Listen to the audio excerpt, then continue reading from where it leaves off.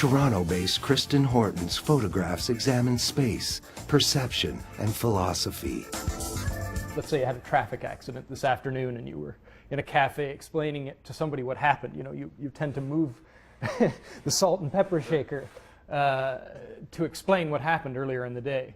And I think that's an example of, you know, using local immediate tools to help you convey events that occurred in another time and another place. And so I think a lot of my practice has been involved with that pretty intensely within the last decade.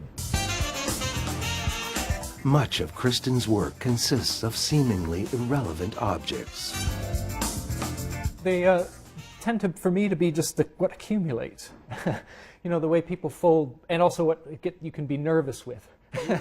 You know, like folding your bus transfer, people folding their bus transfer on the bus.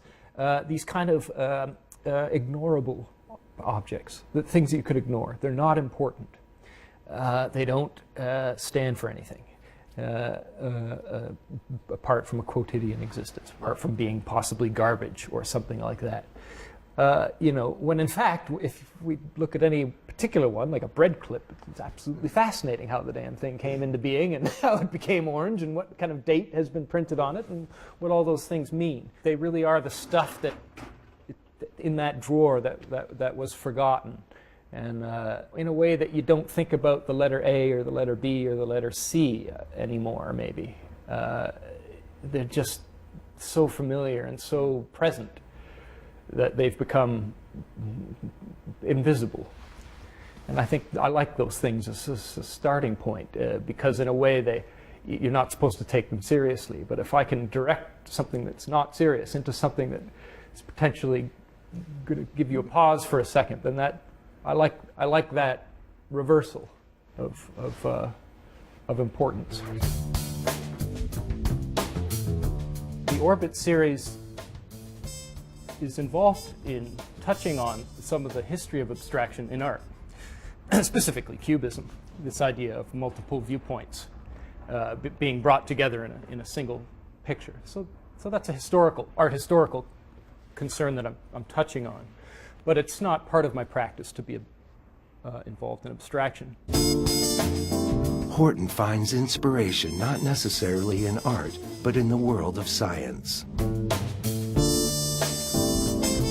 The anthropologist Michael Taussig, who is involved in looking at, say, the Cunnamola tribe in South America, and how when a Coca-Cola bottle lands in the village, that the Coca-Cola logo makes its way into the woven Cunnamola, which is a kind of living history of the village. And then Taussig talks about how when we look at that the Coca-Cola logo through the Cunnamola shells, we see ourselves reflected through another culture. I mean, so those kinds of lines of thought are what really start to get me going. And I tend actually not to look at other artists a great deal. I think my concerns evolve, but that they're diachronic. They're things that happen through time, so that there's a kind of line, or people call it a thread, I guess.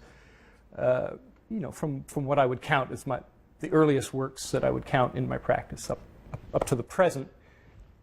It's an evolving concern, and you won't find all the same things in all the same places.